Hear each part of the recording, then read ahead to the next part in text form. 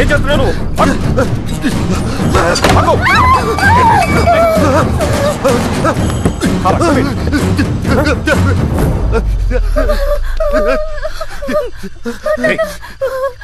ఏమి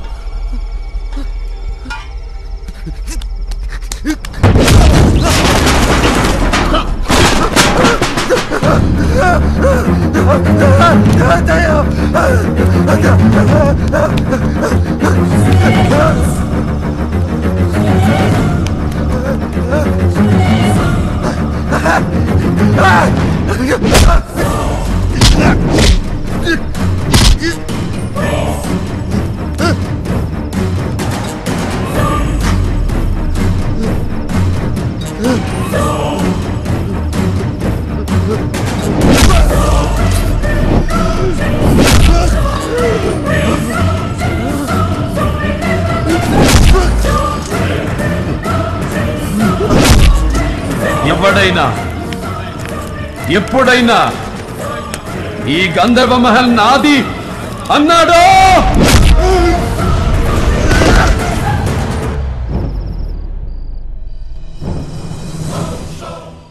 అంటే నాన్నగారు ఇక్కడే ఉన్నారా?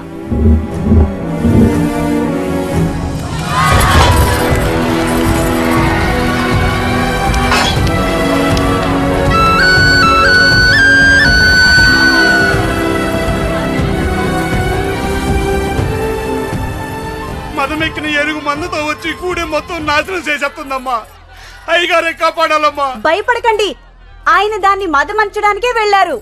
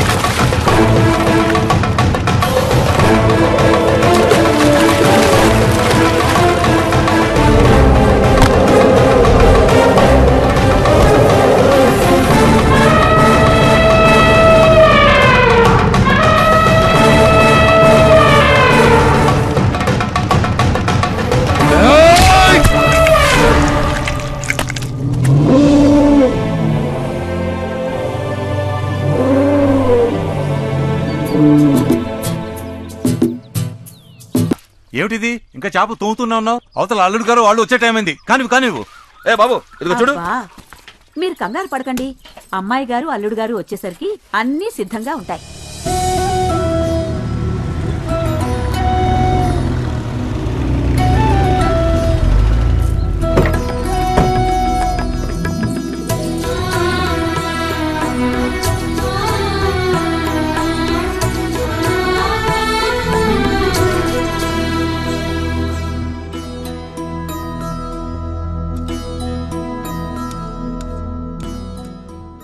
ఏమిటి భూపతి ఆ కథకడం?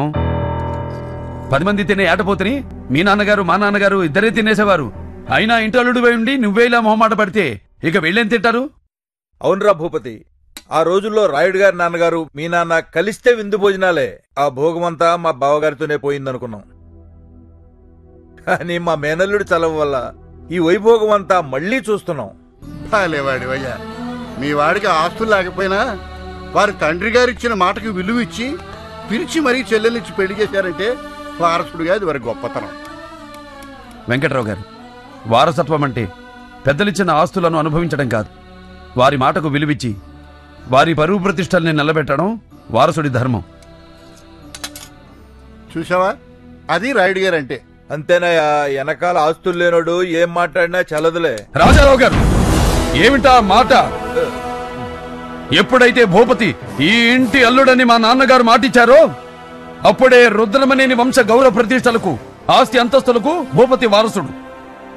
అయినా తరతరాలుగా ఈ పరంపరలో విలువ మాటకే గాని ఆస్తులకు ఆడంబరాలకు కాదు. అయ్యా నా ఉద్దేశం. మీ ఉద్దేశం ఏమైనా ఇలాంటి మాటలిక మీద నాకు వినిపించకూడదు. 100 సార్లు చెబితే అబద్ధం నిజం కావచ్చేమో కాని 1000 అబద్ధాలైనా ఒక్క రాతను ఏమీ చెయ్యలేవు. శేషయ్య, అయ్యా వకీలును పిలువు.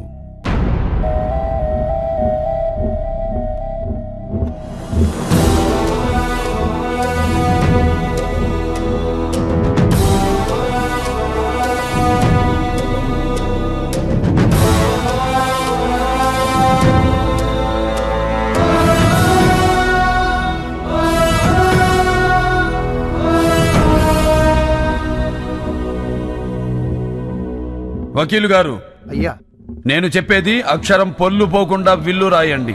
రత్నగిరి సంస్థానాధీశులు మా రుద్రమనేని వంశం మూల పురుషులు రుద్రమనేని పాపారాయుడు గారి నుండి మొదలుకొని ఆయన కుమారుడు రామరాయుడు గారు, ఆయన కుమారుడు గణపతి రాయుడు గారు, ఆయన కుమారుడైన మా హయాం వరకు వివిధ సందర్భాల్లో జరిపిన దాన ధర్మాల అనంతరం మిగిలిన జమీ ఆస్తులు 1000 ఎకరాల మాగాణి, అందులో సగం నా తోడపుట్టిన నా చెల్లెలు జగదాంబకు పసుపు కుంకుమలుగా ఇస్తున్నాను.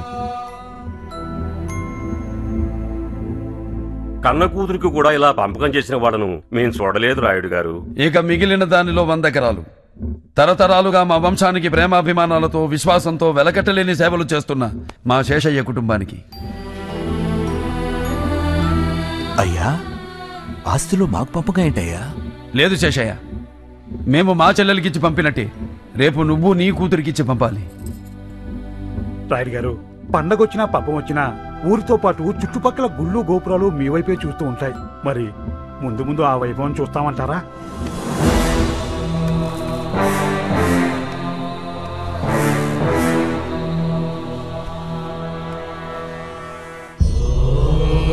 వకీల్ గారు, అయ్యా ఇక మిగిలిన దానిలో సగం మా కులదైవం శ్రీ లక్ష్మీ నరసింహస్వామి వారికి ధూపదీప నైవేద్యం నిమిత్తం కైంకర్యం చేస్తున్నాం. రాయుడు, గంధర్వ మహల్ అంటే దాన ధర్మాలకు మారు పేరు అన్నమాట ఎప్పుడూ నిజం చేశావు. నీ తాతలు, నీ తండ్రి నీ భుజాల మీద మోపిన మీ వంశ ప్రతిష్టను ఆకాశం ఎత్తుకు తీసుకెళ్ళావు కదయ్యా. అవును రాయుడు గారు, వంశపారంపర్యాన్ని దైవ కార్యానికి ధారాతత్వం చెప్తున్నారంటే ఇంతకన్నా ధర్మం చూడలేమండి.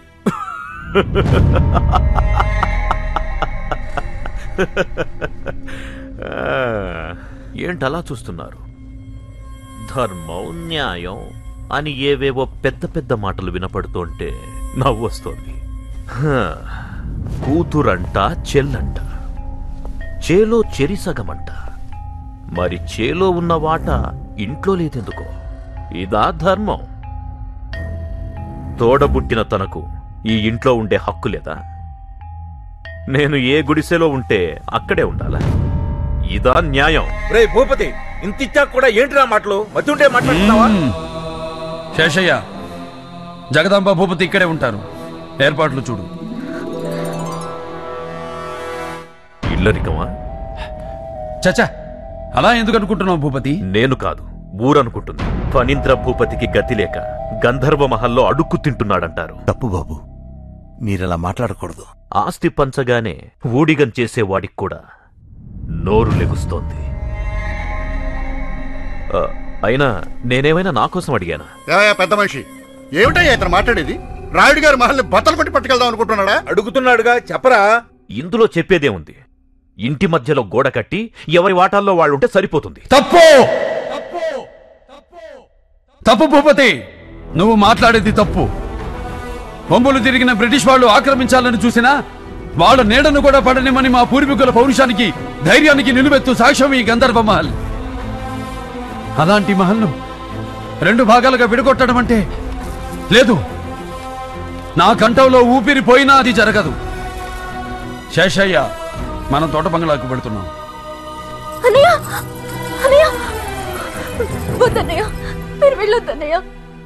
మీ అన్నయ్య ఏం చేసినా నీ మంచి కోసమేగా. నీ సుఖం కంటే మాకేం కావాలి? నువ్వేంటి ఆడపడుచువి. ఇక్కడ నువ్వుంటే ఒకటి, మేముంటే ఒకటా చెప్పు. మీరు వెళ్తే నా మీద ఒట్టే అన్నయ్య. తప్పమ్మా. ఏమిటిది? నీ పాదాలు కందిపోతాయని చిన్నప్పటి నుంచి ఎత్తుకుని ఈ గుండెల మీద పెంచానమ్మా నేను. నీ నడక కూడా నా కాళ్ళతో నడిచానని ఈ మహల్ నా మీద అలిగినట్టుందమ్మా. అందుకే వెళ్ళిపోమంటుంది. అయినా నేనెక్కడికి వెళ్తానమ్మా? నువ్వు పిలిస్తే కళ్ళు మూసి తెరిచేలోపు నీ ముందుంటాను. వస్తానమ్మా.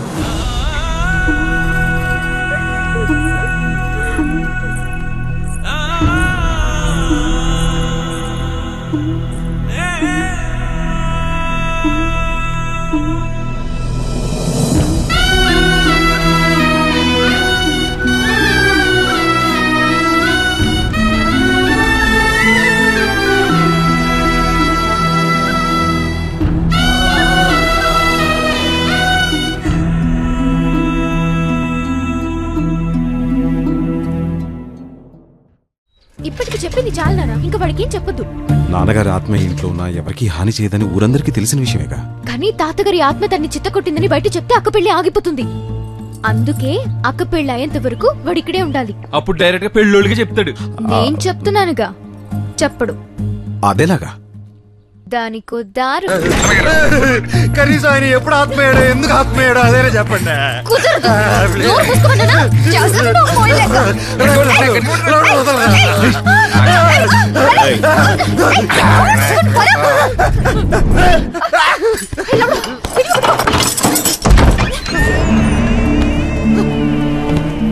నాకు ఇప్పుడు అర్థమైంది.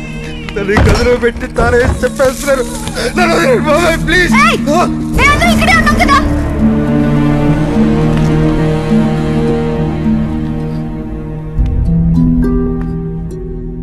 ఈ మహలన్నా, ఈ గదన్నా మా నాన్నగారికి చాలా ఇష్టం.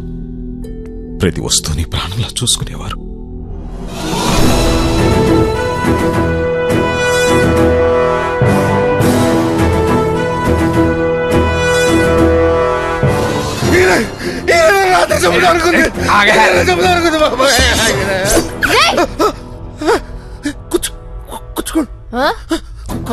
నడురా, నడు. ఆయన మీద ప్రమాణం చెయ్యి. ఏంటిది ప్రమాణమా? ఈయన మీద చెయ్యి. ఇదేమైనా న్యాయంగా ఉందండి? ఎవరైనా అమ్మ మీద, దేవుడి మీద ఒట్టేయబట్టారు, ఆత్మ మీద ఒట్టేయడం ఏంటంటే? నేను చెప్పింది చెప్పరా. విశాల పెళ్ళయ్యే వరకు, విశాల పెళ్ళయ్యే వరకు, విశాల పెళ్ళయ్యే వరకు ఇంటి కాంపౌండ్ దాటను, ఇంటి కాంపౌండ్ దాటను. మగ పెళ్లి వారికి మీరు ఆత్మగా ఉన్నారని, నా నోటితో చెప్పను. ఇదే నా ప్రమాణం. చెప్పును. ప్రమాణం.